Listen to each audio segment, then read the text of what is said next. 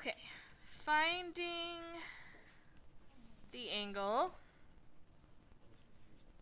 between two vectors. Finding the angle between two vectors. Okay, so you know how earlier we were talking about you can put two vectors together, add them together, whatever. You know, we had like vector A and we were adding vector B. Oh, they were going that way. And then we said that in some applications that might be like an airplane and the wind blowing on the airplane, and then we have to figure out where the airplane actually ends up or the speed it actually ends up going or whatever. And we say that this is actually a problem we need to solve, right? So the angle between two vectors would mean finding the angle between the vectors. I think I might be wrong though. The angle between, actually finding the angle between the vectors would be if we were to put, okay, scratch that. Okay, that would be, I just realized I was remembering wrong.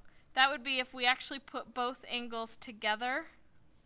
So there's the vector A we were talking about earlier, and here's vector B we were doing earlier. Instead of adding them with the end of one at the beginning of the other and finding that angle, when you're finding the angle between two vectors, you're actually finding that angle there. That's what it is. Thank you, Edison, for making sure. I mean, I realized that I was wrong, but thank you for confirming that I was wrong and making sure I understood that. He's in AP Physics, so he would know, because this is something you would definitely use in physics. Yeah. Okay.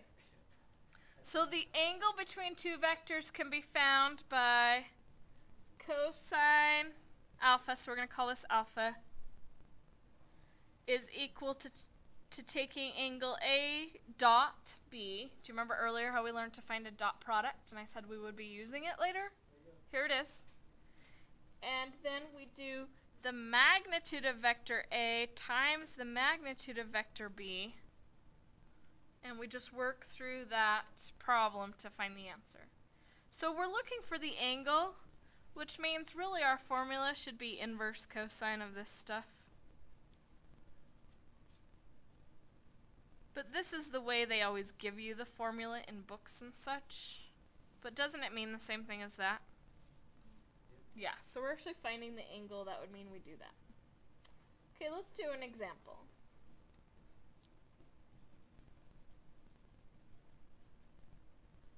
Find the angle between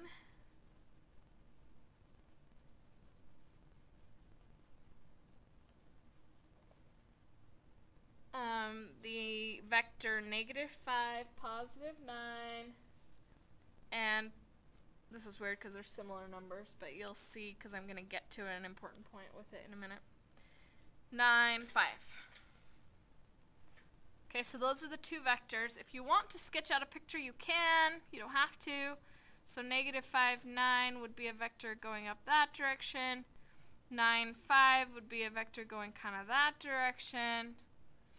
So putting them together like that, that's the angle we're looking for. Okay? You notice how there's two different angles between the vectors. There's a small one between 0 and 180, and there's a big one that's the other side that's bigger than 180. This formula is always finding the smaller one, just so you know. Okay, so let's go ahead and use our formula. What's the dot product?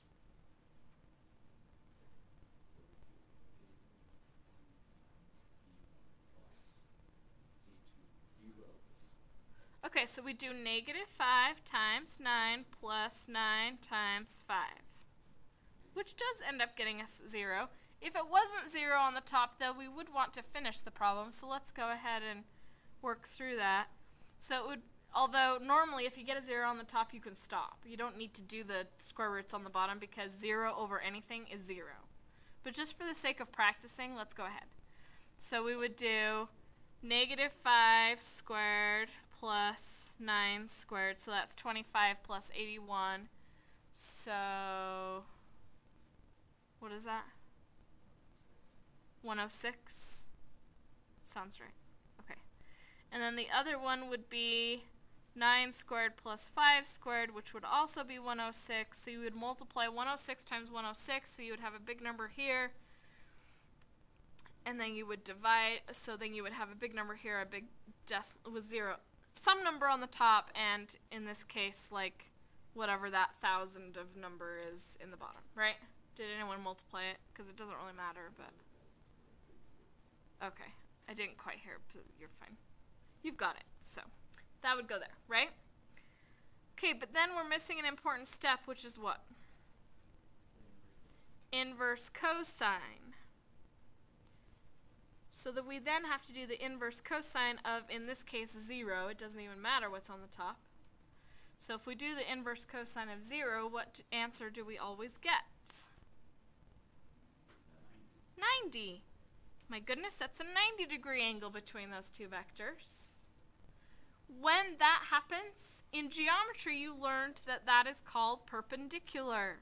The vectors are perpendicular. However, there's a new word that's been created when we're just talking about vectors. Because in geometry it would be lines or rays or segments. In this class it's vectors. The word we use for vectors is called orthogonal. Orthogonal. You might need to know that on the final. You might see the word orthogonal and go, what the heck are they talking about? It just means it's 90 degrees. It's perpendicular. Okay? So what if, when we worked through this problem, we ended up getting the same number on the top as we got on the bottom? If we were to get this thing equaling 1, then the inverse cosine of 1 is what? 0. What does that mean? That means the vectors have the same direction. They might be different magnitudes, but they're going the same direction. And that actually is called parallel when they're going the same direction, because you know how they don't have to be at 0, 0. They can be anywhere. So as long as they're going the same direction, that is parallel. That does mean parallel. Okay? So this was one example, but if A dot B over A magnitude B were to equal 1, you would then do the inverse cosine of 1.